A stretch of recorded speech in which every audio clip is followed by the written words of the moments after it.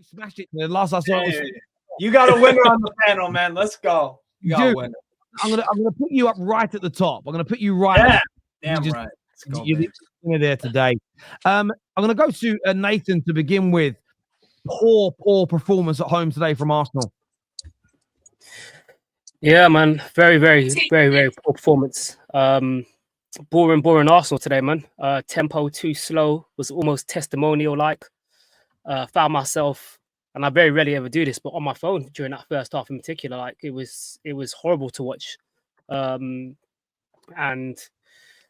it's extremely worrying. I always say performances are the best indication of sustainability. And at the minute, we look like we're more in a top four battle than we are a team that's going for the title. I mean, if we look at, when I looked at the starting 11 initially, I was happy with the fact that Miles and Lewis Skelly was playing. I thought Gabriel being back was going to be a good boost. But as the game kind of went on, there was no urgency. There was, it's as if these players don't understand what they're going for. It's so lackluster. And even in the second half with the changes the manager did was so uninspiring and tactically was inept. I mean, when you really look at it, we went from, we brought on Thomas Partey and we moved Timber back into left back, and then we're basically playing into Everton and Sean Dyche's strengths, which is compacting the middle of the pitch, two backs of four, and it was really strange. I mean, I think we need to talk about some of the players. I mean, I came on here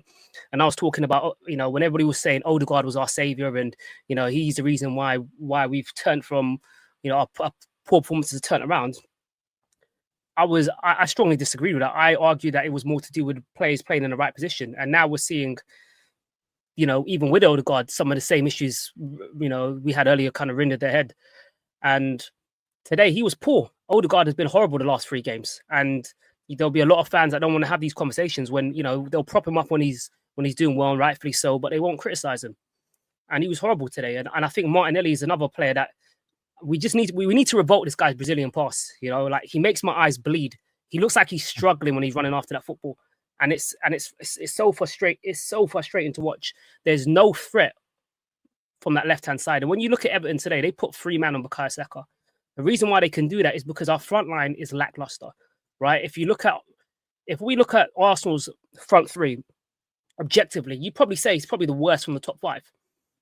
The teams that are going out, competing for the top 5, it's probably the worst out there. And I said it last show, I said, we're failing Bukayo Saka by not having better quality in there. We're failing essentially the manager as well, even though he's not good enough today and he's not been good enough in parts of the season. By giving him, this front line of, you can't have Martinelli and Havertz as part of your front 3 and expect to do something of note with it. I mean, last season it was an overperformance, and I think it shows it was an overperformance because, quality is, I've always said the most important thing when it comes to a club is the quality, the player quality. Manager can go and whatnot, but if you've got players of real quality, those are the difference makers. Those are the people that are going to deliver things, essentially. And the reality is the quality is not good enough. I mean, today we saw Trossard come in, and what a cameo it was disaster class. Again, Jesus, piss poor.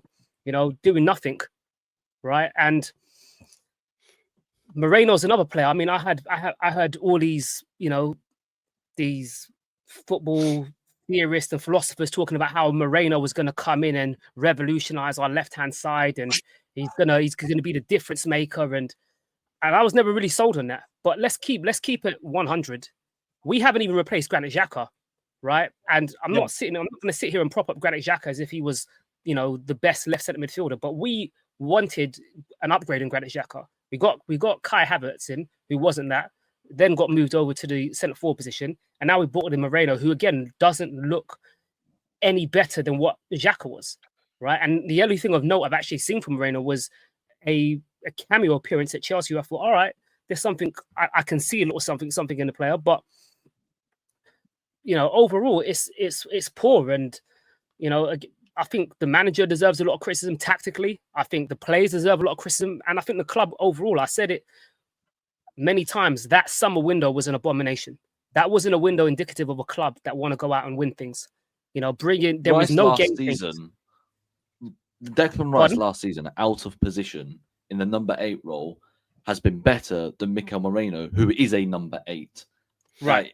It's really frustrating that we brought a number 8 and he can't And even then- be better than Declan Rice, who's not And an then 8. we're I also don't having get to why you guys displace- are targeting and- Moreno like hold on. he was the reason we drew this game.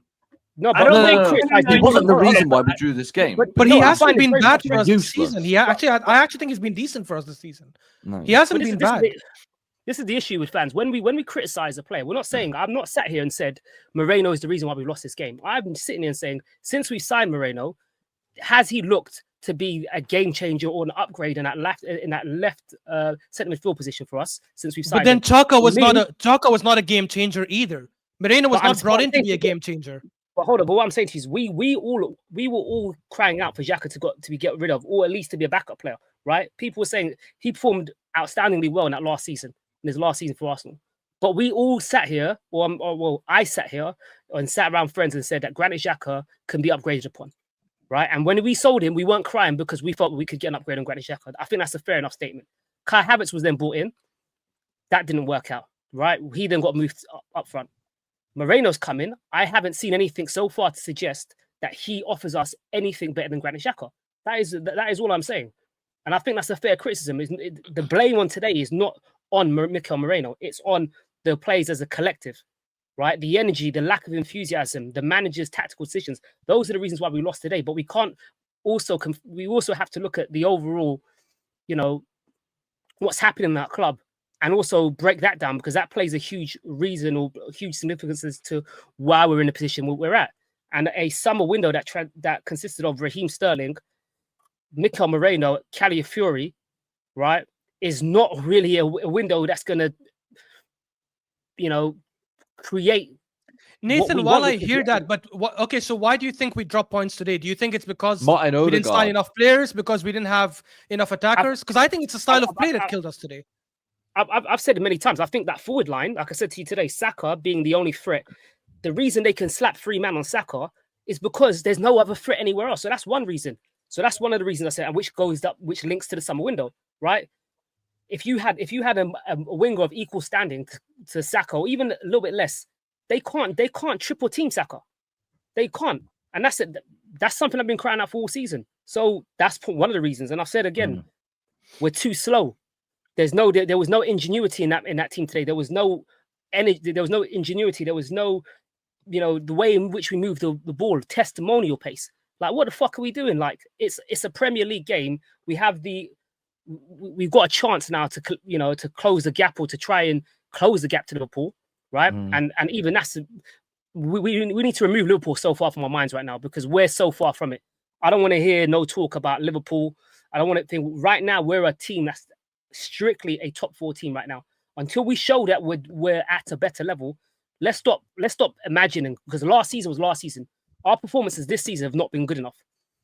So all in all, it's piss poor, and serious questions need to be asked of the club, the manager if he doesn't continue to turn this around, and a lot of players.